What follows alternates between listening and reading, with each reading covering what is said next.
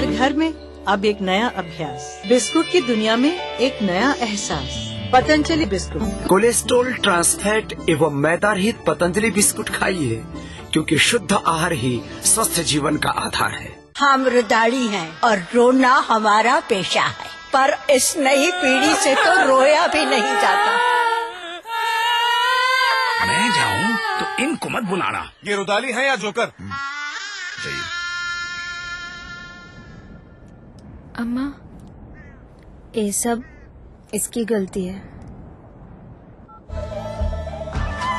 मिर्ची सुनने वाले ऑलवेज खुश।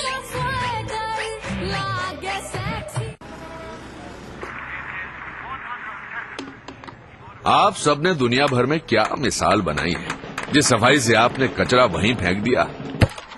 और मन्नू आंटी क्या कूड़ा फेंकती हैं, ओलंपिक्स की गोला फेंकने वाले भी शर्मा जाएं। और ये देखिए, लक्ष्मी भाभी की सफाई तो गांव गांव में प्रसिद्ध है।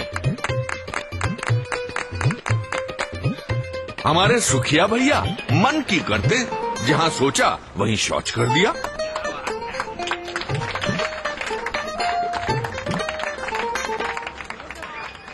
ये देश जो आप ही का घर है, उसे क्यों गंदा करते हैं? थोड़ी शर्म कर लो, सोच स्वच्छ कर लो। अगर एक बार 125 करोड़ देशवासी तय कर ले कि मैं गंदगी नहीं करूंगा, तो दुनिया की कोई ताकत नहीं है जो हिंदुस्तान को गंदा कर सकती है। स्वच्छ भारत, एक कदम स्वच्छता की ओर।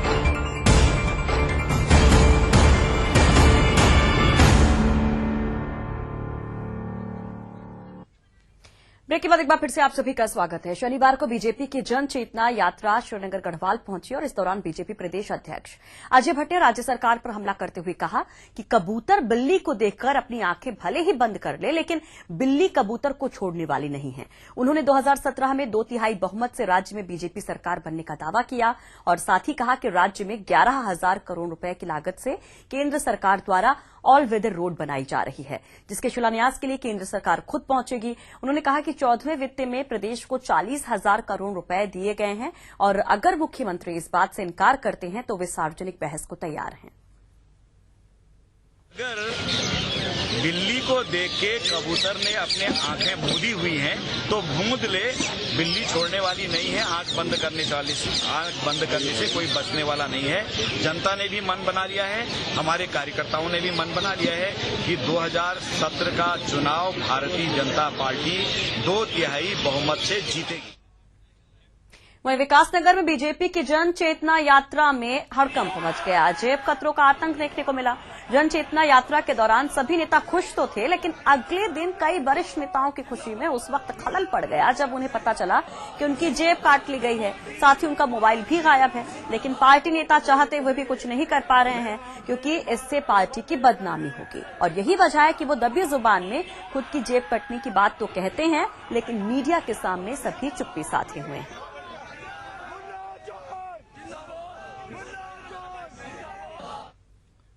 उत्तराखंड में हर साल सैकड़ों लोग सड़क हादसे में अपनी जान गंवा देते हैं, लेकिन इसको लेकर ना तो ट्रैफिक पुलिस और ना ही आरटीओ विभाग संजीदा है। आखिर यातायात विभाग की समस्या किस तरह वाहनों की रफ्तार पर ब्रेक लगा रहा है, देखते हैं इस रिपोर्ट के जरिए। उत्तराखंड पुलिस ने सड़क हादसों के प्रति जागरूकता पैदा करने के लिए 10 से 16 जनवरी तक सड़क सुरक्षा सप्ताह मनाया, लेकिन ये महज खानापूर्ति तक सिमट कर रह गया। हाँ, पुलिस का जोर चालान काटने पर जरूर रहा। स्थानीय लोग भी पुलिस की कार्यप्रणाली पर सवाल उठा रहे हैं कि वो परमानेंट हो हमेशा हमारे पास या फिर पुलिस के पास, जिससे कि वो चेक करे कि कितनी स्पीड पे है जो लोग चला रहे हैं और कितना उनका होना चाहिए। एक परमानेंट मेजरेबल एक उनका होना चाहिए। वैसे तो सड़क सुरक्षा की जिम्मेदारी पुलिस और आरटीओ विभाग की है, लेकिन संसाधनों की कमी से जूझ रहा आरटीओ विभाग सड़क हादसों पर ब्रेक लगाने में नाकाम साबित हो रहा है। विभाग के पास एल्कोमीटर, स्पीडोमीटर, इंटरसेप्टर तो है, लेकिन वे खराब पड़े हैं। जो भी चीजें फंक्शनल नहीं है उनको फंक्शनल करने की अग्रिम प्रक्रिया बड़े व्यापक पैमाने पर सीरियसली चल रही है। प्रदेश में जहां साल 2013 में 608 तो 2014 में 714 लोग सड़क हादसे के शिकार हुए, वहीं 2015 में 743 लोग काल के गाल में समा गए। ऐसे में सबसे बड़ा सवाल है कि संसाधनों को बढ़ाए बिना सिर्फ एक हफ्ते यातायात जागरूकता अभियान का ढोंग करने से सड़क हादसों पर लगाम लग पाएगी। Ramanuj, ETV news, Dehradun. रुक करते अगली खबर का। ऋषिकेश कोतवाली क्षेत्र में एक दुकानदार को धमकी भरे खत के मामले को पुलिस ने सुलझा लिया है और पुलिस ने आरोपी शख्स को सीसीटीवी फुटेज की मदद से धर दबोचा है। धमकी भरा खत मिलने के बाद पीड़ित पंकज गुप्ता ने पुलिस से शिकायत की थी, जिसके बाद पुलिस ने कार्रवाई करते हुए आरोपी को पकड़ा। तो ये एक्सक्लूसिव तस्वीरें हम आपको दिखा रहे हैं। एक तरफ आप देख सकते हैं वो सीसीटीवी फुटेज जिसके आधार पर पुलिस ने आरोपी को पकड़ा है, वहीं दूसरी तस्वीर में आप देख सकते हैं क्योंकि व्यापारी को जब ये चिट्ठी मिली थी, धमकी भरा खत मिला था, उसके बाद काफी परेशान हो गया था यह व्यापारी, इसका परिवार। पुलिस से शिकायत की थी और व्यापारी वर्ग में काफी गुस्सा था, लेकिन अब पुलिस को बड़ी कामयाबी मिली है। पुलिस ने इस मामले को सुलझाते हुए एक आरोपी को गिरफ्तार किया है। मेरे को जो धमकी मौखिक रूप से नहीं दी थी, लिखित रूप से दी थी और मेरी दुकान पे बृहस्पतिवार की जब बंद रहती है तो शाम के टाइम में वो लिखित पत्र एक पीले रंग के एनवलप में डाला गया था। ये व्यापारी है पंकज गुप्ता, उनकी दुकान पे एक व्यक्ति ने एक लेटर डाल दिया था जिसमें अभद्र भाषा का प्रयोग किया गया था। तो हमने वहाँ सीसीटीवी फुटेज के आधार पर उस व्यक्ति को पूछताछ के लिए थाने लाए, पूछताछ चल रही है। और इसी के साथ इस बुलेटिन में फिलहाल इतना ही, लेकिन खबरों का सिलसिला ईटीवी पर जारी रहेगा। आगे आप तक खबर पहुंचाएंगे मेरे सहयोगी शबाब न्यूज रूम से, लेकिन फिलहाल मुझे दीजिए इजाजत। नमस्कार।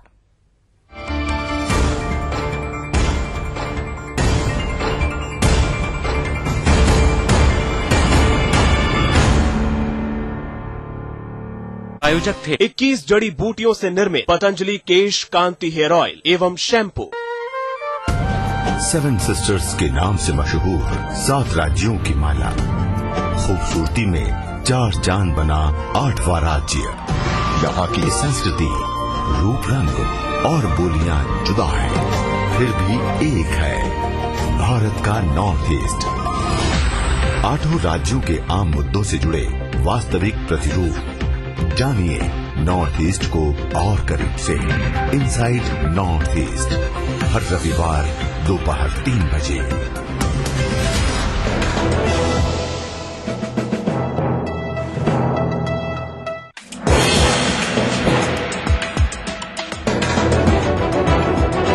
आप देख रहे हैं ईटीवी न्यूज उत्तर प्रदेश उत्तराखंड, खबर ही जीवन है। इस न्यूज के सह प्रायोजक हैं पतंजलि हर्बल बाथ सोप। अपनाएं, त्वचा की प्राकृतिक सुंदरता पाएं। नमस्कार, स्वागत है आपका। आप न्यूज रूम से लाइव देख रहे हैं, आपके साथ मैं हूं शबाब। क्या घट रहा है प्रदेश में खास हम आपको बताएंगे अगले आधे घंटे में। बुलेटिन की शुरुआत करेंगे लखीमपुर से बड़ी खबर के साथ। लखीमपुर खीरी में 3 सगी बहनों के अपहरण के बाद पूरे इलाके में सनसनी मच गई है। इन तीनों बहनों का अपहरण यहां पर बाइक सवार लोगों ने किया है। फिलहाल पुलिस हाथ पांव मार रही है। तो आपको बड़ी खबर बता रहे हैं, बाइक सवार बदमाशों ने तीनों बहनों को अगवा कर लिया। लड़की के फोन से बदमाशों ने परिवार से 50 लाख की फिरौती भी मांगी है। सिंगाही पुलिस के साथ गांव वाले भी लड़कियों की तलाश में जुटे हैं। कई थानों की फोर्स सिंगाही भेजी गई है। 1000 से ज्यादा पुलिस बल मौके पर तैनात हैं और सिंगाही थाने के खैरीगढ़ गांव में यह सनसनीखेज वारदात हुई है। परिवार वालों के साथ आसपास के गांव वालों ने इलाके की घेराबंदी कर दी है। तो बड़ी खबर है आपके टीवी स्क्रीन पर, एक्सक्लूसिव तस्वीरों के साथ आपको वो घटना हम आपको दिखा रहे हैं आपके टीवी स्क्रीन पर। असल में बताया यह जा रहा है कि तीनों बहनें अपनी मां के साथ आग ताप रही थी घर के बाहर, जहां पर 6 लोग 3 मोटर बाइक पर सवार होकर आए और उन्होंने इन तीनों का अपहरण कर लिया। इसके बाद एक लड़की के ही मोबाइल से 50 लाख की फिरौती मांगी गई है। फिलहाल पुलिस तमाम बिंदुओं को खंगालने में जुटी है। चारों तरफ नाकेबंदी कर दी गई है। इनकी पहचान के लिए पुलिस हाथ पांव मार रही है। पुलिस वालों के साथ ही साथ गांव वाले भी शिद्दत के साथ इन लड़कियों की तलाश में जुटे हैं। 11 बजे के आसपास हमें सूचना मिली कि 3 बच्चियां थी जिनको 3 मोटरसाइकिल पे 6 लोग आए थे। वो लोग उठा ले गए। तो यहाँ पे हम लोग सब लोग घटनास्थल पे हैं। यहाँ पे 9-10 थानों की फोर्स है और हम लोग पूरे क्षेत्र की छानबीन कर रहे हैं और इसमें शीघ्र उनकी बरामदगी करी जाएगी। और अगली खबर मुरादाबाद से आपको बताएंगे। यहां पर एक वीडियो के वायरल होने के बाद चारों तरफ हाहाकार मचा हुआ है। असल में इस वीडियो में एक युवक को पीटते हुए दिखाया जा रहा है। ये तस्वीरें आपके टीवी स्क्रीन पर एक्सक्लूसिव हम दिखाने जा रहे हैं। इन तस्वीरों में आप साफ तौर पर देख सकते हैं कि किस तरह इस युवक को पीटा जा रहा है। फिलहाल पुलिस भी इस वीडियो पर कुछ भी बोलने से बचती नजर आ रही है। स्थानीय लोगों की माने तो पीड़ित युवक को फोन करके किसी लड़की ने अपने गांव बुलाया था। युवक जब उससे मिलने पहुंचा तो लड़की ने उसकी पिटाई करवा दी। वीडियो में साफ तौर पर आप देख सकते हैं कि किस तरह इस युवक को 3-4 लोग बेरहमी से पीट रहे हैं। इतना ही नहीं, इसमें इस युवक को गोली मार देने की भी धमकी दी जा रही है। एक्सक्लूसिव तस्वीरों के जरिए आप देख सकते हैं कि किस तरह इस युवक की पिटाई की जा रही है। मुरादाबाद से तस्वीरें आपके टीवी स्क्रीन पर हैं, जहां पर इस युवक की पिटाई के बाद पुलिस इस युवक को पीटने वालों की तलाश में जुटी हुई है। मामला प्रेम प्रसंग से जुड़ा हुआ बताया जा रहा है। फिलहाल पुलिस पूरे मामले की तफ्तीश में जुटी हुई है। हर पहलू पर गहनता के साथ जांच पड़ताल की जा रही है। ये वीडियो में कौन कौन है, इस मामले में पुलिस जुटी हुई है। भुवन चंद्र हमारे सहयोगी हमारे साथ फोन लाइन पर जुड़ चुके हैं। भुवन, कुछ पता चल पाया इस युवक को कौन लोग पीट रहे हैं? कहां का रहने वाला ये युवक है?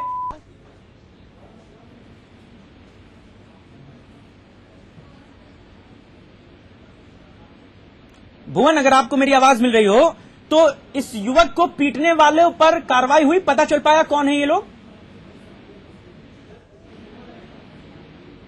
चलिए, लगता है कि भुवन से संपर्क नहीं हो पा रहा, हम उनसे बात करने की कोशिश करेंगे। लेकिन तस्वीरें जो आपके टीवी स्क्रीन पर हैं उसमें साफ तौर पर देखा जा सकता है, सुना जा सकता है कि किस तरह ये युवक रहम की भीख मांगता रहा, लेकिन इसकी सुनने वाला कोई नहीं था। मामला प्रेम प्रसंग से जुड़ा हुआ है, लिहाजा इलाके के लोग भी बड़े हिम्मत वाले बन गए और इस युवक को जमकर पीटा गया है। बताया जा रहा है कि लड़की ने इस युवक को अपने गांव बुलाया, ये युवक उससे मिलने पहुंचा, जिसके बाद उसने पूरी फील्डिंग पहले से लगा रखी थी और इस युवक को पिटवा दिया गया। लाइव मारपीट की इन तस्वीरों को वीडियो में भी रिकॉर्ड किया गया और मोबाइल से बनाए गए इस वीडियो को किसी दर्शक ने हम तक पहुंचाया और हम आपको दिखा रहे हैं कि किस तरह इस युवक को पीटा गया है, बुरी तरह पीटा गया है। यहां तक कि इस युवक को गोली मार देने की भी धमकी दी जा रही है। भुवन चंद्र हमारे साथ फोन लाइन पर जुड़ चुके हैं। भुवन, अगर आपको आवाज मेरी मिल रही हो तो जानना चाहेंगे इस वीडियो के बारे में कुछ पता चल पाया? कौन है ये लोग जिन्होंने इस युवक की पिटाई की? जी साहब, इस वीडियो के बारे में जो जानकारी सूत्रों के द्वारा मिली है, स्थानीय लोगों में चर्चा का विषय बना हुआ है। उसके अनुसार बताया जा रहा है कि ये युवक मुरादाबाद जनपद का रहने वाला है और बागवाड़ा थाना क्षेत्र का रहने वाला युवक बताया जा रहा है। और ये कहा जा रहा है इस वीडियो को लेकर कि किसी लड़की से वो लगातार फोन पे बातें करता था और इसी से परेशान होकर लड़की ने उसे मिलने के लिए बुलाया था। और जब ये लड़का उस लड़की के गांव में मिलने के लिए गया तो वहाँ उस लड़की ने कुछ अपने गांव के लोगों को इस बात की जानकारी दे दी थी और उसके बाद इस लड़के की पिटाई की गई है। और वीडियो को देख के भी यही लगता है, क्योंकि वो बार बार एक लड़की का नाम लेके उसे धमकी दे रहे हैं कि अगर आपके बाद उस लड़की से दोबारा बात की तो और मार खाओगे। तो कहीं ना कहीं ये मामला है। लेकिन चूंकि इस मामले में न तो पीड़ित पक्ष पुलिस के पास पहुंचा है, न ही जो पीटने वाले हैं उन्होंने कोई कंप्लेन की है या किसी लड़की ने कंप्लेन की है। लिहाजा सिर्फ चर्चाओं का ये विषय बना हुआ है वीडियो। और जिस तरीके से युवक को पीटा जा रहा है और लगातार बड़ी बेरहमी से मारा जा रहा है, वो दिखाता है कि किस तरीके से युवक की पिटाई हुई है।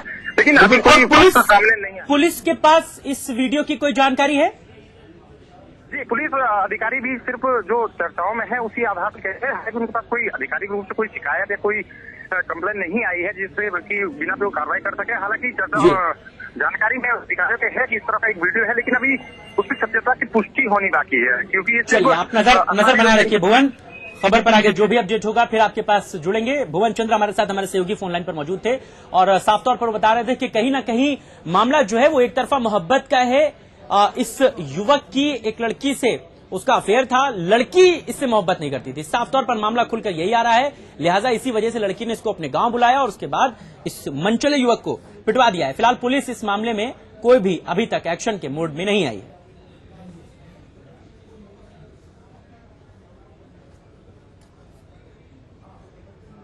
अगली खबर फर्रुखाबाद से लेंगे, जहां पर लोहिया अस्पताल में प्रसव के लिए एक महिला आई। इस महिला के साथ एक एएनएम आई थी उसका प्रसव कराने। ये एएनएम अपने साथ अपना 11 महीने का बच्चा लाई थी, लेकिन ताज्जुब की बात यह है कि एक तरफ दूसरी महिला का प्रसव हो रहा था तो वहीं दूसरी तरफ उस एएनएम का 11 महीने का बच्चा चोरी हो गया है। इसके बाद से पूरे अस्पताल में हड़कंप मचा हुआ है। आशा वर्कर का नाम इच्छा देवी बताया जा रहा है, जिस महिला का प्रसव होने को आया था उसका नाम इच्छा देवी बताया जा रहा है, और आशा वर्कर जो थी उसका नाम राधा प्यारी है। बताया यह जा रहा है कि राधा प्यारी की 11 महीने की बच्ची चोरी हो गई है और इसके बाद पूरे अस्पताल में हड़कंप मचा हुआ है। राधा ने इच्छा को लेबर रूम में पहुंचाने के बाद अपनी 11 महीने की बच्ची को वार्ड नंबर 1 एएनसी के बेड नंबर 6 पर सुला दिया था। वहीं से बच्ची गायब हो गई है। पुलिस अब सीसीटीवी तस्वीरों के सहारे बच्ची को तलाशने में जुटी है। हालांकि बताया यह भी जा रहा है कि सीसीटीवी कैमरा वहां पर चालू ही नहीं था, लिहाजा यह भी एक बड़ा मुसीबत का सबब बन गया है कि आखिरकार पुलिस अगर इस बच्ची को ढूंढे भी तो ढूंढे कैसे। हम तो डिलीवरी के लिए सुबह के आए थे और 2 बजे के बाद बच्ची मेरी गायब हो गई। हमें पता ही नहीं कौन ले गया कौन नहीं ले गया, हमने देखा ही नहीं। हमारी बच्ची के साथ में 2 लोग जो थे वो देखने बार बार आए थे, लेकिन वो सो रही थी, सोते हुए उन्होंने उठाया नहीं। इतने पता नहीं वो लोग चले गए उधर बिटिया अपने बच्चे को देखने के लिए। इतने पता नहीं कितने खन बिटिया मेरी। कितने साल की लड़की है? 11 महीने की है मेरी बिटिया। आगरा में बदमाशों को किसी से डर नहीं लगता, इसी वजह से वो लगातार तमाम घटनाओं को अंजाम देने में जरा सा भी गुरेज नहीं करते। ताजा मामला एक डॉक्टर के साथ पर्स के लूट जाने का है। इस महिला डॉक्टर ने आरोप लगाया है कि बदमाशों ने उनके साथ पर्स लूट लिया। मामला थाना ताजगंज के फतेहाबाद रोड का है, जहां पर मोटरसाइकिल सवार 2 बदमाशों ने एक महिला डॉक्टर से पर्स लूट लिए। दरअसल आगरा में चल रहे 5 दिवसीय डॉक्टरों के आईकॉक 2016 में हैदराबाद से हिस्सा लेने आई महिला डॉक्टर एल लोकिया उस समय अज्ञात बाइक सवार लुटेरों ने उनका पर्स लूट लिया। इसमें एक महंगा मोबाइल और लगभग 11,000 रुपए थे। रुपए की नकदी और अन्य दस्तावेज भी उनके पर्स में थे। पीड़िता की जानकारी पर पुलिस ने फिलहाल मुकदमा दर्ज कर लिया है, लेकिन पुलिस भी सांप निकलने के बाद लकीर पीटने से ज्यादा कुछ नहीं कर पा रही।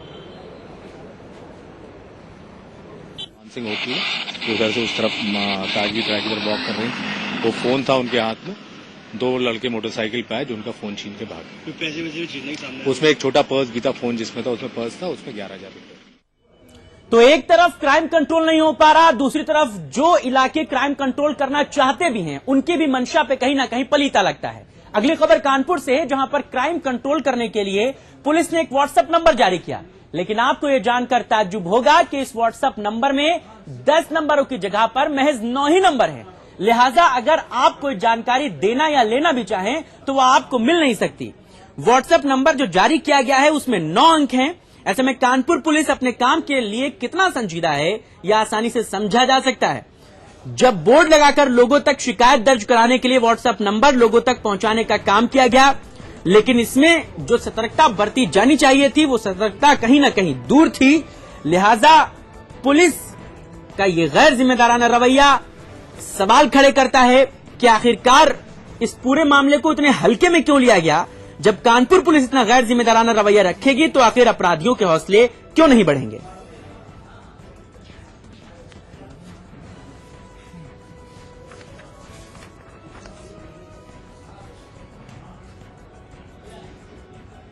जेल भी मंत्रियों के लिए किस तरह पर्यटन की जगह बन जाती है, ये देखने को मिला मुरादाबाद में, जहां पर दर्जा प्राप्त राज्य मंत्री अयूब खान अपने समर्थकों के साथ जेल का निरीक्षण करने पहुंचे। लेकिन दंग रह जाइएगा जब सारे अफसरानों ने उनके सिपह सालारों को भी जेल का मुआयना कराया। रिपोर्ट देखिए।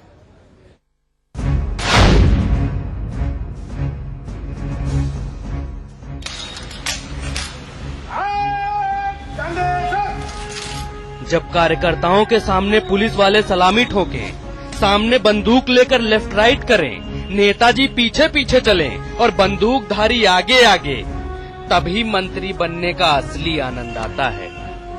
मुरादाबाद जिला कारागार में दर्जा प्राप्त राज्य मंत्री अयूब अंसारी औचक निरीक्षण करने पहुंचे थे।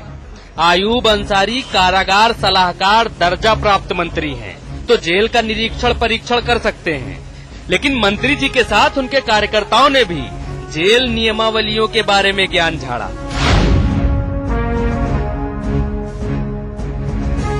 अयूब अंसारी जेल परिसर में पहुंचे तो पीछे से रामू, कल्लू, रमेश, महेश, छोटू, ननकू, मेवालाल सबने जेल का निरीक्षण किया। जेल को कैसे बेहतर किया जा सकता है, सबने अपने मत रखे।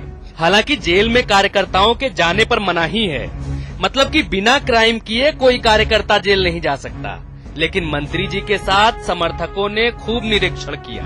जेल की सुरक्षा भी उसकी भी अध्यक्ष जी आपके साथ थे, इसके अलावा बाकी और लोग जो गए थे वो किस वजह? वो सब लोग यहाँ रिसेप्शन में बैठ के उनको चाय पी, कार्यकर्ता थे, लेकिन अंदर की तरफ हम ही लोग हैं। अंदर रिसेप्शन में बैठ के वो चाय पी रहे थे, बाकी अंदर रिसेप्शन मतलब जेलर की कमरे में बैठकर उन्होंने चाय।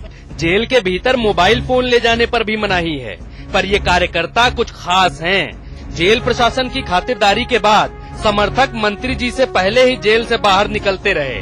जब मीडिया ने सवाल किया तो मंत्री जी ने समर्थकों के अंदर जाने की बात तो स्वीकारी, लेकिन उनका कहना था कि समर्थक जेल का निरीक्षण करने नहीं गए थे, बल्कि जेलर के कक्ष में चाय पी रहे थे। अब जेलर के कक्ष में कौन सी धर्मशाला खुली है, ये नहीं बताया। भुवन चंद्र, ETV न्यूज, मुरादाबाद। बुलेटिन में वक्त हो चला एक छोटे से ब्रेक का। ब्रेक के बाद कुछ और खबरें हैं, बने रहिए हमारे साथ।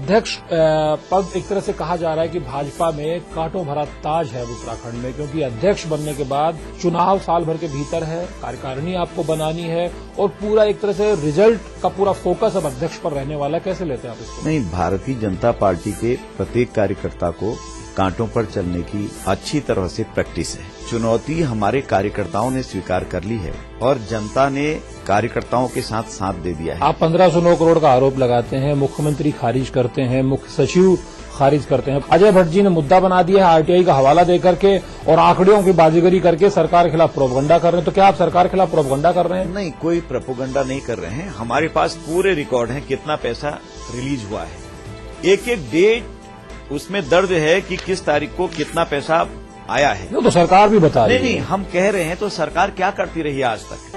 देखिए तरकश आज रात 8 बजे।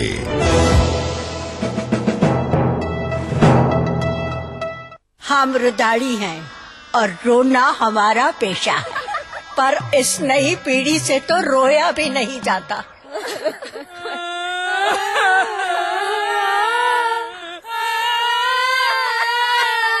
मैं जाऊं तो इनको मत बुलाना। ये रुदाली है या जोकर?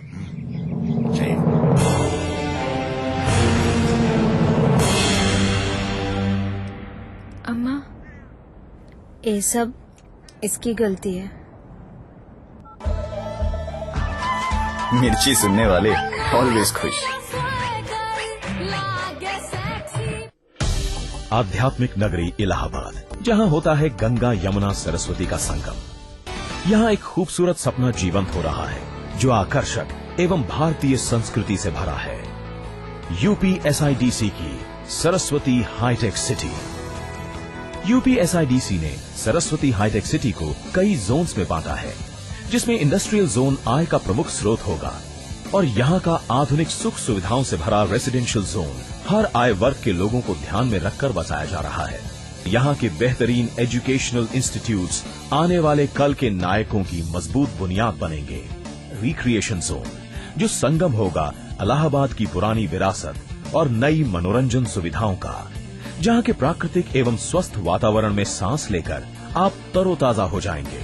यूपी SIDC का सरस्वती हाईटेक सिटी, मतलब तरक्की की दस्तक, जहाँ सपनों को मिलेगी नई उड़ान। दयाल पशु आहार, खुशियाँ सदा बहार। बैग के अंदर पाएं इनामी कूपन, स्क्रैच करें और जीतें चांदी के सिक्के और नकद इनाम। दयाल पशु आहार।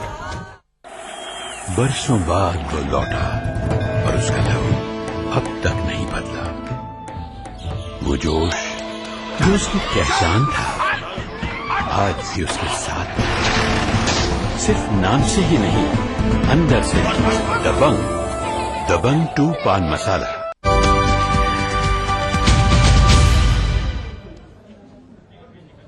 ETV न्यूज गुजराती का सालाना कार्यक्रम अहमदाबाद में आयोजित किया गया। इस मौके पर बेहतरीन काम करने वाले स्टाफ को सम्मानित किया गया।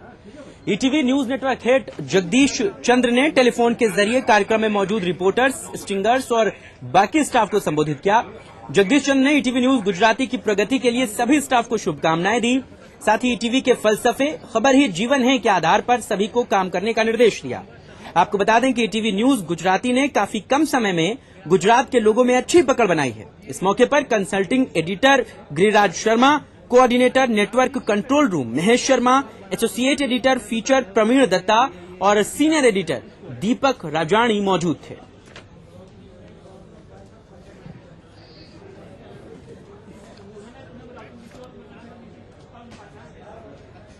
पतंजलि घी के ऊपर सोशल मीडिया में चल रही तमाम खबरों का खंडन करते हुए आचार्य बालकृष्ण ने सफाई दी है। उनका कहना है कि कुछ कंपनियां हैं जो स्वदेशी उत्पादों के लिए अच्छी साबित नहीं हो रही। कहीं ना कहीं वही इस तरह की भ्रामक खबरें फैला रही हैं, लेकिन जब तक लोगों को पतंजलि के उत्पादों पर भरोसा है तब तक पतंजलि के उत्पाद यूं ही चलते रहेंगे। पतंजलि घी पर कुछ नकारात्मक मीडिया रिपोर्ट, खासकर सोशल मीडिया पर लगे आरोपों को आचार्य बालकृष्ण ने खारिज किया है।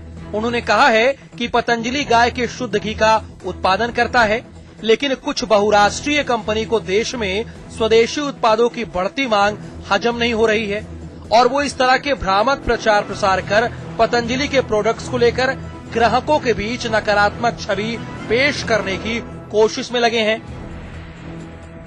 लाने का प्रयास किया जाता है कि हम लोग जो गाय का शुद्ध घी देते हैं कि देश में तो गाय ही नहीं है, देश में तो दूध ही नहीं है, या इतना दूध कहाँ से आ सकता है, इतना घी कैसे मिल सकता है, इतने सस्ते में घी कैसे मिल सकता है, कई कहते इतना महंगा घी क्यों है, या कई लोग और भी विविध तरह की बातें और भ्रामक प्रचार की बातें करते हैं। इतना ही नहीं, बालकृष्ण ने कहा कि पतंजलि न केवल घी बनाती है बल्कि गोवंश के संवर्धन और संरक्षण में भी अहम भूमिका निभा रही है और जब देश के हजारों लोगों का विश्वास बाबा रामदेव और पतंजलि के उत्पादों पर है तब तक किसी का अभियान हमारे खिलाफ कामयाब नहीं हो सकता।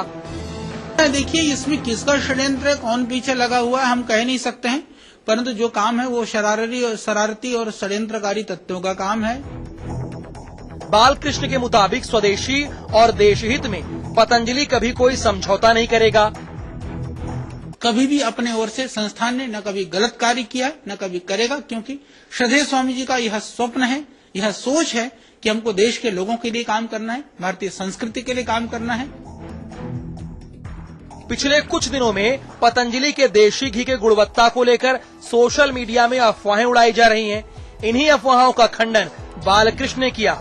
उन्होंने कहा कि शुद्धता, स्वदेशी और देशहित से पतंजलि कभी कोई समझौता न करता है और न भविष्य में करेगा। Bureau report, ETV news.